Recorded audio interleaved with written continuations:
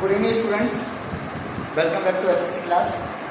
देखिए, पिछली क्लास में आपको ज्योग्राफी का चैप्टर 4 पढ़ाया था, जो कि खत्म हो चुका है। ठीक है, यूनिट टेस्ट भी आपका हो चुका है। देखिए, अब नया चैप्टर है आपका हिस्ट्री का, चैप्टर नंबर 2। ठीक है, भारत में राष्ट्रवाद। किसी बुक में चैप्टर नंबर 3 दिया हुआ, जो पुरानी बुक होगी। देखिए, ये चैप्टर नंबर 3 मतलब 2 है, भारत में राष्ट्रवाद। राष्ट्रवाद का मतलब होता है कि अपने देश के प्रति प्रेम भाव, भक्ति भाव रखना। ठीक है, उसको बोलते हैं राष्ट्रवाद। ठीक है, यानी कि राष्ट्रवाद मतलब जैसे कि हम इस समय की बात हो रही है भारत के अंदर, जब भारत पर अंग्रेजों का अधिकार था। ठीक है, अंग्रेजों का अधिकार था, उस समय की बात यहाँ पर हो रही है। तो उस समय लोगों ने किस तरीके से राष्ट्रवाद में हिस्सा लिया, किस तरह से राष्ट्रीय आंदोलन में हिस्सा लिया। यहाँ पे मतलब गांधी जी के जो आंदोलन है, सविनय अवज्ञा आंदोलन, असहयोग, उनके बारे में बताया गया है। दांडी यात्रा, उसके बारे में बताया गया है। भारत की क्या स्थिति थी, इसके बारे में बताया गया है। ठीक है, तो चलिए इस चैप्टर को स्टार्ट करते हैं। भारत में राष्ट्रवाद, जैसा कि आप देख चुके हैं कि यूरोप में आधुनिक राष्ट्रवाद के साथ ही राष्ट्र राज्यों का भी उदय हुआ। इससे अपने बारे में लोगों की समझ बदलने लगी। वे कौन हैं, उनकी पहचान किस बात से परिभाषित होती है, यह भावना बदल गई। उनमें राष्ट्र के प्रति लगाव का भाव पैदा होने लगा। नए प्रतीकों और चिन्हों ने, नए गीतों और विचारों ने नए संपर्क स्थापित किए और समुदायों की सीमाओं को दोबारा परिभाषित कर दिया। ज़्यादातर देशों में इस नई पहचान का निर्माण एक लंबी प्रक्रिया में हुआ। आइए देखें कि हमारे देश में ये चेतना किस प्रकार पैदा हुई। देखिए, यूरोप में आधुनिक राष्ट्रवाद के साथ ही राष्ट्र राज्यों का उदय हुआ। यानी यूरोप में जो राष्ट्रवाद हुआ था, जैसे हमने यूरोप की सबसे पहले एग्जांपल देखा था, हमने फ्रांस की क्रांति जो देखा था, जो कि 1789 में हुई थी, जो कि सक्सेसफुल क्रांति थी। और उसको देखा देखी दूसरे देशों में क्रांतियाँ होने लगी। ठीक है, दूसरे देशों में भी राष्ट्र राज्य बने लगे, चाहे जर्मनी की बात करें, इटली की बात करें, यूनान की बात करें। ठीक है, या आपका और देशों की बात करें, तो सब देशों में क्या है कि सबके राष्ट्र राज्य बनने की राह पर चल पड़े। सब देशों को लगता था कि जिस तरीके से फ्रांस में क्रांति संपन्न हुई थी, उसी तरह से बाकी यूरोप में भी जो क्रांति है वो सक्सेसफुल हो सकती है, और हुई भी। जर्मनी का एकीकरण हुआ, इटली का एकीकरण हुआ, यूनान का एकीकरण हुआ, और सब देश स्वतंत्र राष्ट्र बन गए। तो इसके अलावा जो फ्रांस के जो विचार थे, स्वतंत्रता के विचार थे, समानता के विचार थे, वो सारे के सारे यूरोप के अंदर फैल गए। और उन विचारों को देखा देखी लोगों ने उनको एक्सेप्ट करना शुरू कर दिया, और वो उन विचारों को एक्सेप्ट करना शुरू कर दिया जो कि फ्रांसीसी क्रांति द्वारा शुरू किए गए थे। और उन विचारों के जरिए लोगों ने अपने देश में एकीकरण किया और अपने देश को आज़ाद कराया। ठीक है, हमारे यहाँ पे जैसे टीपू सुल्तान या राजा राम मोहन राय, वो भी ऐसे लोग थे जिन्होंने कि उन फ्रांसीसी क्रांति से जो विचार उठे थे उससे प्रेरणा ली थी और उसका प्रयोग उन्होंने भारत के अंदर किया था। तो अब जब लोगों को लगा कि जब राष्ट्रवाद लगातार चेंज हो रहा है, यूरोप में लगातार चेंजेस होते चले जा रहे हैं, तो लोगों के मन में थोड़ा सा चेंजेस हुआ। लोगों को भी समझने आने लगा, उनको भी लगा, वो लोग समझने लगे कि हाँ कि वे कौन है, उनके क्या अधिकार हैं, ये सब लोगों को मालूम पड़े।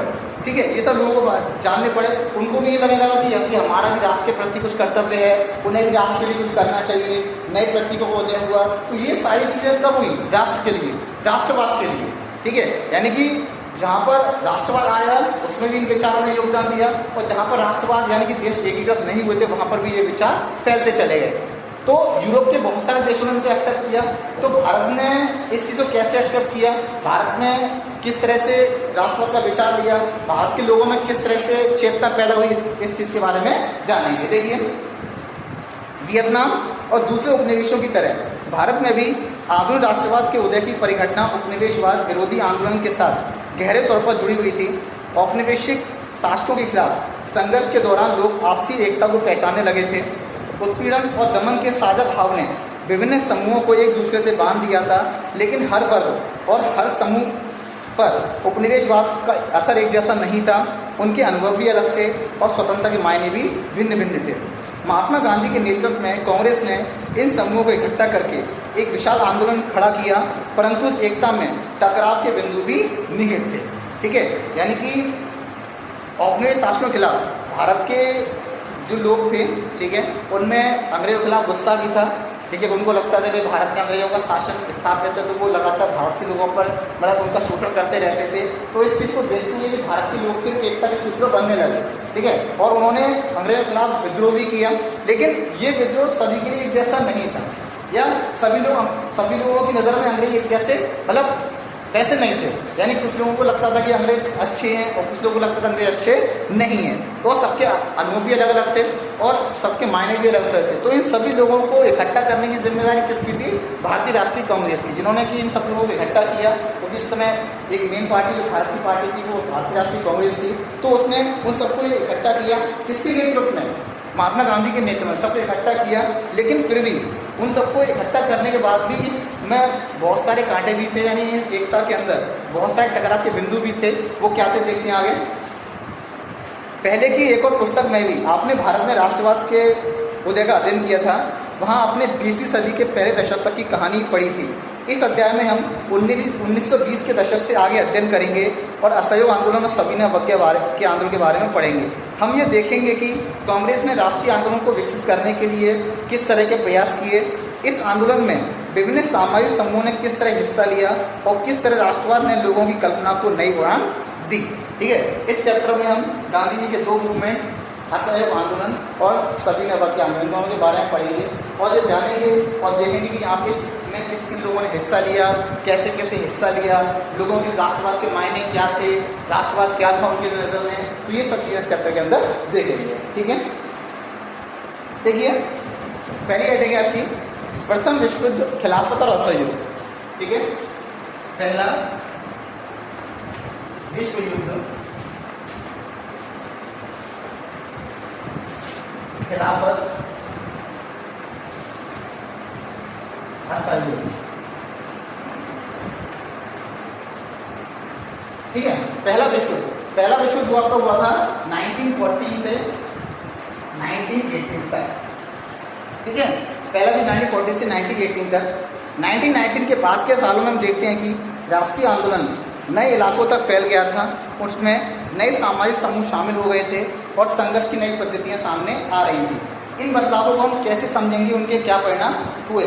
सबसे पहली बात ये थी कि भाई देखो, विश्व युद्ध जो हुआ 1918 में हुआ और विश्व युद्ध की वजह से जो भारतीय लोग थे उन लोगों में अंग्रेजों के प्रति बहुत ज़्यादा गुस्सा था। वो गुस्सा क्यों था? ठीक है, वो बताते हैं आपको। देखिए, विश्व युद्ध ने एक नई आर्थिक और राजनीतिक स्थिति पैदा कर दी थी। इसके कारण रक्षा व्यय में भारी इजाफा हुआ। इस खर्चे की भरपाई करने के लिए युद्ध के नाम पर कर्जे लिए गए और करों में वृद्धि की गई। सीमा शुल्क बढ़ा दिया गया और आयकर शुरू कर दिया गया। युद्ध के दौरान कीमतें तेजी से बढ़ रही थी। 1930 से 1980 के बीच कीमतें दोगुनी हो चुकी थी, जिसके कारण आम लोगों की मुश्किलें बढ़ रही थी। भाई इस समय भारत का अंग्रेजों का शासन था। ठीक है, तो जब ब्रिटेन जो था वो युद्ध में इन्वॉल्व था, पहले विश्व युद्ध में शामिल था, तो उसने क्या किया कि युद्ध में लगातार उसका खर्चा बढ़ता चला जा रहा था, खर्चा कर रहा था वो।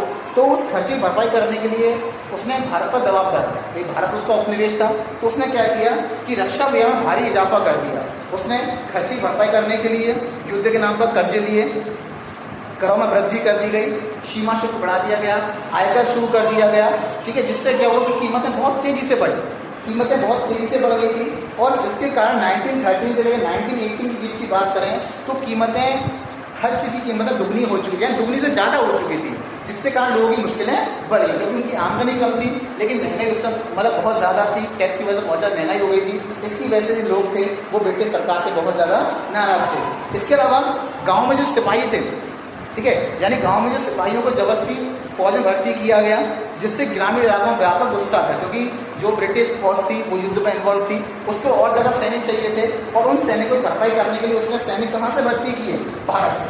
तो भारतीय नागरिकों को फोर्सफुली जबरदस्ती उसने सेना में भर्ती किया। ठीक है, जिससे ग्रामीण लोगों को बहुत ज़्यादा गुस्सा हो गया। 1918 से लेकर 1920-21 में देश के बहुत सारे हिस्सों में फसल खराब हो गई, जिसके कारण खाद्य पदार्थों का भारी अभाव पैदा हो गया। उसी समय फ्लू की महामारी फैल गई। 1920-21 की जनगणना के मुताबिक भुखमरी और महामारी के कारण लगभग 120 से 130 लाख लोग मारे गए पश्चिम बंगाल के अंदर। यानी कि ये अकाल की बात उस समय हो रही है जब भारत के जो पश्चिम बंगाल की जो सबसे रियासत हुआ करती थी, उस रियासत में जो लोगों को जबरदस्ती युद्ध में झोंक दिया गया था, कीमतें बढ़ चुकी थी। ठीक है, जिसकी वजह से क्या हुआ कि जो वहाँ पे अकाल पड़ गया, भुखमरी पैदा हुई, जिसमें कि काफ़ी सारे लोग मारे गए थे। लेकिन इस दौरान भी जो अंग्रेज सरकार थी उसने भारतीय लोगों के कोई उपाय नहीं किए और उल्टा उसने जो टैक्स वसूली जो कार्यक्रम था वो लगातार कंटिन्यू करते रहे, वो लगातार टैक्स वसूल करती रहे, जिसकी वजह से एक तरफ तो अकाल बढ़ रहा है, लोगों के पास खाने को नहीं है, कीमतें लगातार बढ़ रही हैं। तो इन सभी चीज़ों से जो भारतीय लोग थे उन लोगों में अंग्रेजों के प्रति बहुत ज़्यादा गुस्सा था, बहुत ज़्यादा नाराज़गी थी। ठीक है, तो मतलब उम्मीद है लोगों को उम्मीद थी कि युद्ध खत्म होने के बाद उनकी मुसीबतें कम हो जाएंगी, लेकिन ऐसा नहीं हुआ। भाई लोगों को लग रहा था कि युद्ध में जो ब्रिटेन इन्वॉल्व है तो जब युद्ध खत्म हो जाएगा तो उनकी समस्याएं हल हो जाएंगी, लेकिन ऐसा नहीं हुआ। यानी कि क्या हो जाए कि पहला विश्व युद्ध एक बहुत बड़ा रीजन था भारतीय लोगों का अंग्रेजों के खिलाफ गुस्सा होने का। ठीक है, इसी समय एक नया नेता सामने आया और उसने संघर्ष का एक नया ढंग और एक नया तरीका पेश किया और उस नेता का नाम था महात्मा गांधी। ठीक है, महात्मा गांधी 1915 में भारत में लौटे। कहाँ से? दक्षिण अफ्रीका से। यानी गांधी जी सत्याग्रही थे, यानी वो सत्याग्रह पर आधारित अपने आंदोलन चलाना चाहते थे। ठीक है, सत्याग्रह यानी सत्याग्रह का सबसे पहले उन्होंने प्रयोग किया था दक्षिण अफ्रीका के अंदर। दक्षिण अफ्रीका के अंदर उन्होंने जो अश्वेत मजदूर थे, ठीक है, अश्वेत मजदूर थे तो उनको एक तो वेतन कम दिया जाता था, क्योंकि दक्षिण अफ्रीका में भी श्वेत सरकार थी जो कि वहाँ पर श्वेत अश्वेत वाला भेदभाव करती थी, तो वहाँ पे अश्वेतों को अधिकार बिल्कुल नहीं थे। तो एक कोयला खदानों के अंदर जो अश्वेत मजदूर थे उनको टॉर्चर किया जा रहा था। तो उस टॉर्चर के खिलाफ जो गांधी जी थे वो उनके साथ खड़े हुए, उन मजदूरों के साथ खड़े हुए और उन्होंने नस्ल विधि कानून के खिलाफ ब्रिटिश सरकार का विरोध किया था। तो और उन्होंने जो रास्ता अपनाया था वहाँ पर, वो उस रास्ते का नाम था सत्याग्रह। ठीक है, यानी कि सत्याग्रह का सबसे पहला उन्होंने प्रयोग किया था, वो प्रयोग किया था कहाँ पर? दक्षिण अफ्रीका के अंदर। उसके बाद 1915 में वो भारत में लौटे। ठीक है, भारत लौटने के बाद उन्होंने एक,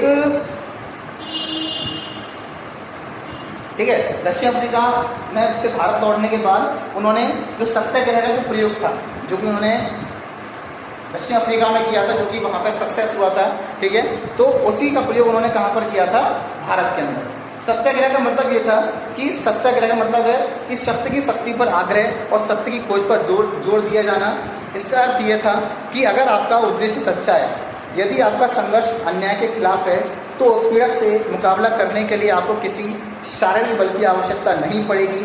प्रतिशोध की भावना या आक्रामकता का सहारा लिए बिना सत्याग्रही केवल अहिंसा के सहारे भी अपने संघर्ष में सफल हो सकता है। इसके लिए दमनकारी शत्रु की चेतना को झंझोड़ना चाहिए। उत्पीड़क शत्रु को ही नहीं बल्कि सभी लोगों को हिंसा के जरिए सत्य को स्वीकार करने पर विवश करने की बजाय सच्चाई को देखने और सहज भाव से स्वीकार करने के लिए प्रेरित किया जाना चाहिए। इस संघर्ष में अंततः सत्य की ही जीत होती है। गांधी जी का विश्वास था कि अहिंसा का यह धर्म सभी भारतीयों को एकता के सूत्र में बांध सकता है। यानी कि जो गांधी जी के सत्याग्रह का विचार का मतलब क्या था? कि सत्य के लिए आग्रह करना। उनका ये कहना ये था कि हमें सत्याग्रह का प्रयोग करना चाहिए। सत्याग्रह का मतलब होता है कि आग्रह करना, यानी कि बिना किसी हथियार का प्रयोग करने से हम अपने शत्रु से भी टकरा सकते हैं, उसको हरा सकते हैं। ठीक है, उनका मानना ये था कि सत्य के लिए सत्य से आग्रह करना क्यों, और सत्य मतलब ये होता है कि हमें अपने जो भी हमारा शत्रु है उसको मारने पीटने के बजाय, उसके हत्या का प्रयोग करने के बजाय उसको पोलाइटली उससे आग्रह करना।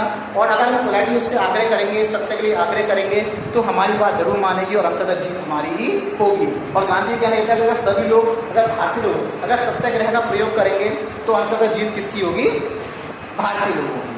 ठीक है, इसी सत्याग्रह का प्रयोग करते हुए गांधी जी ने जब वो 1915 में भारत आए तो 1915 से लेके वो पूरा उस साल उन्होंने भारत का सर्वे किया। और भारत में सर्वे करने के बाद यानी जगह जगह वो घूमे और उन्होंने पता लगाया, उनको पता लगा कि भारत में जो ब्रिटिश सरकार है वो किस तरीके से लोगों का शोषण कर रही है, वो किस तरीके से उनको टॉर्चर कर रही है। इसी चीज़ को ध्यान में रखते हुए उन्होंने भारत में सत्याग्रह का प्रयोग किया और सत्याग्रह आंदोलन चलाए। ठीक है, उन्होंने सत्याग्रह के लिए जब 3 आंदोलन चलाए। ठीक है, जैसे सबसे पहला उन्होंने सत्याग्रह का प्रयोग जो भारत में किया था वो किया था 1916 में। ठीक है, 1916 चंपारण। ठीक है। चंपारण जो कि बिहार में है, उन्होंने यहाँ पे सबसे बड़ा सत्याग्रह आंदोलन चलाया। ये जो विद्रोह था वो दमनकारी बागान व्यवस्था के खिलाफ था, जो बागान व्यवस्था थी उसके खिलाफ था, क्योंकि बागानों में उनको जबरदस्ती काम कराया जाता था, बिहार के लोगों से जबरदस्ती काम कराया जाता था, उनको पैसा बहुत कम दिया जाता था। तो इसी चीज़ के ऑब्जेक्शन के लिए गांधी ने चंपारण में सत्याग्रह चलाया था 1916 में। उसके बाद दूसरा सत्याग्रह उन्होंने चलाया था 1917 में, जो था खेड़ा में, खेड़ा गुजरात के अंदर, ठीक है।